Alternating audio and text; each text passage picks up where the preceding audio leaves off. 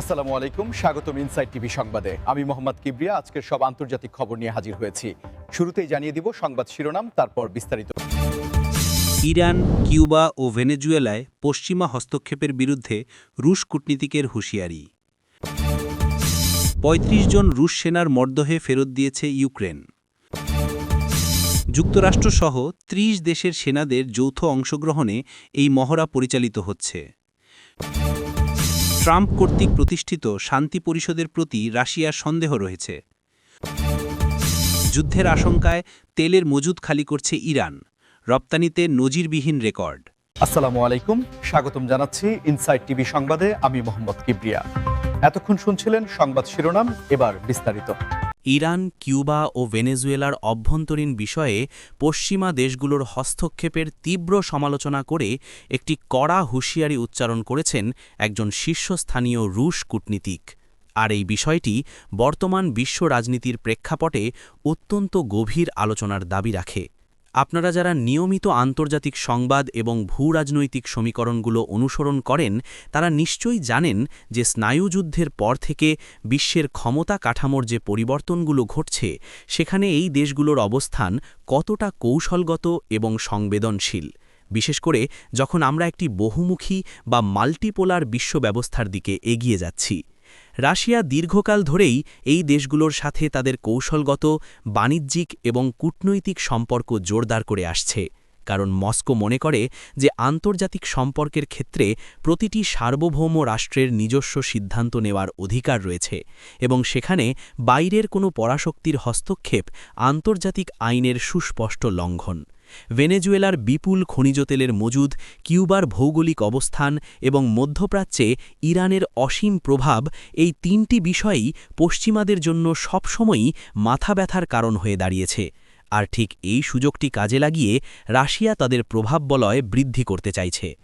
রুশ কূটনীতিকের এই হুঁশিয়ারির মূল বক্তব্যই হল যে পশ্চিমা দেশগুলো যেন গণতন্ত্র বা মানবাধিকারের দোহাই দিয়ে এই দেশগুলোর অভ্যন্তরীণ রাজনীতিতে প্রভাব খাটানোর চেষ্টা না করে, কারণ এই ধরনের পদক্ষেপ বিশ্বজুড়ে অস্থিতিশীলতা তৈরি করতে পারে এবং এর ফলে যে অর্থনৈতিক ও রাজনৈতিক সংকট তৈরি হবে, তার প্রভাব সারা বিশ্বের সাধারণ মানুষের উপর পড়বে। এই প্রেক্ষাপটে আমরা যদি একটু গভীরভাবে বিশ্লেষণ করি, তবে দেখতে পাব যে রাশিয়া, চীন এবং অন্যান্য উদীয়মান শক্তিগুলো এখন ব্রিক্সের মতো প্ল্যাটফর্ম ব্যবহার করে পশ্চিমা আধিপত্যকে চ্যালেঞ্জ করছে।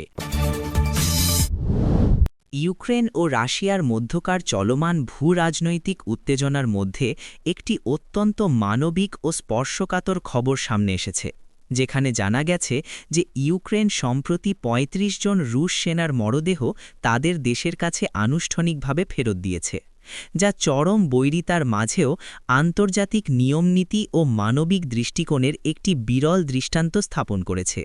সংঘাতের ময়দানে যখন চারদিকে শুধু ক্ষয়ক্ষতির খবর শোনা যায়, তখন এই ধরনের মরদেহ বিনিময়ের ঘটনা প্রমাণ করে যে পর্দার আড়ালে এখনও কিছু কূটনৈতিক ও মানবিক চ্যানেল সক্রিয়ভাবে কাজ করছে, যা জেনেভা কনভেনশন এবং অন্যান্য আন্তর্জাতিক মানবাধিকার চুক্তির প্রতি উভয় পক্ষের কিছুটা হলেও দায়বদ্ধতা তুলে ধরে। আপনারা হয়তো জানেন যে রেড ক্রস বা অন্যান্য নিরপেক্ষ আন্তর্জাতিক সংস্থাগুলো প্রায়শই এই ধরনের স্পর্শকাতর প্রক্রিয়াগুলোতে মধ্যস্থতাকারীর ভূমিকা পালন করে থাকে, যাতে উভয় দেশের পরিবারগুলো তাদের হারানো প্রিয়জনদের অন্তত শেষ বিদায়টুকু জানাতে পারে, যা যে কোনো দেশের সাধারণ মানুষের জন্য একটি অত্যন্ত আবেগের ও বেদনার বিষয়।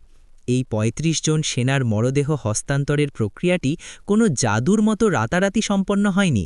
এর পেছনে রয়েছে দীর্ঘ ও জটিল আলোচনা, নিখুঁত সেনাদের তালিকা নিখুঁতভাবে যাচাই বাছাই করা এবং একটি নিরাপদ রুট বা করিডোর তৈরি করা, যেখানে কোনো ধরনের সামরিক তৎপরতা চলবে না বলে উভয় পক্ষ লিখিত বা মৌখিকভাবে সম্মত হয়। এই ধরনের খবর আমাদের বারবার মনে করিয়ে দেয় যে আন্তর্জাতিক সংঘাতের মূল্যে সবসময় সাধারণ মানুষ এবং সৈনিকদের জীবন দিতে হয়, আর তাই বিশ্বজুড়ে শান্তিপ্রিয় মানুষরা সবসময় আলোচনার মাধ্যমে যে কোনো সমস্যার সমাধানের জোর দাবি জানিয়ে আসছেন।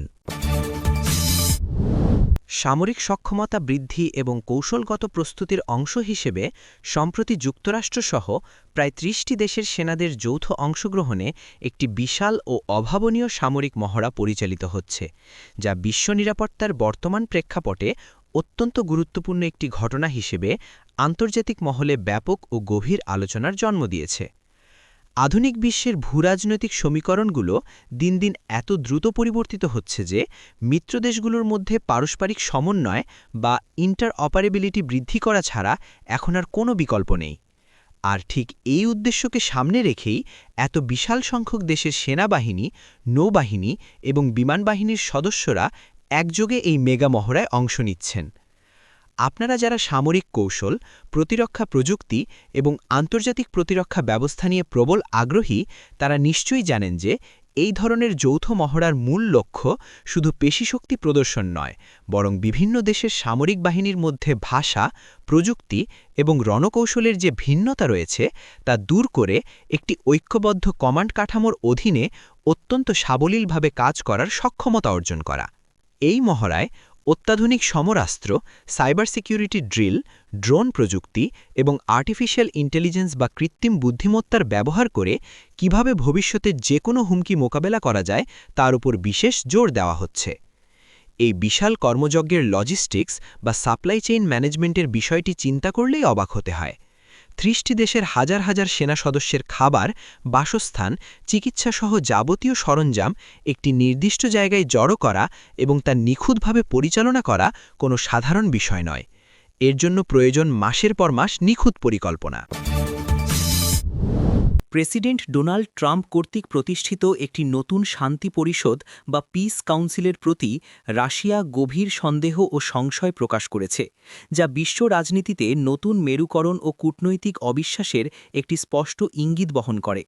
সাধারণত যে কোনো আন্তর্জাতিক শান্তি উদ্যোগকে বিশ্ব সম্প্রদায় সবসময়ই খোলা মনে স্বাগত জানিয়ে থাকে, কিন্তু যখন সেই উদ্যোগের পেছনে কোনো বিশেষ রাজনৈতিক উদ্দেশ্য বা ভূ-রাজনৈতিক কৌশল লুকিয়ে থাকে বলে মনে করা হয়, তখন তা নিয়ে প্রশ্ন ওঠাটাই স্বাভাবিক, এবং রাশিয়ার বর্তমান অবস্থান ঠিক সেরকমই একটি সন্দেহজনক প্রেক্ষাপট থেকে তৈরি হয়েছে। মস্কো মনে করছে যে ট্রাম্পের এই শান্তি পরিষদ মূলত বিশ্বব্যাপী মার্কিন আধিপত্য বিস্তারের একটি নতুন মোড়ক মাত্র, এবং এর মাধ্যমে হয়তো রাশিয়া বা অন্যান্য প্রতিযোগী দেশের ওপর নতুন কোনো কূটনৈতিক চাপ সৃষ্টির সূক্ষ্ম পরিকল্পনা করা হচ্ছে। আপনারা যারা আমেরিকার অভ্যন্তরীণ রাজনীতি এবং এর বিশ্বব্যাপী প্রভাব সম্পর্কে নিয়মিত খোঁজখবর রাখেন, তারা খুব ভালো করেই জানেন যে ডোনাল্ড ট্রাম্পের পররাষ্ট্রনীতি সবসময় কিছুটা আনপ্রেডিক্টেবল বা অপ্রত্যাশিত প্রকৃতির ছিল।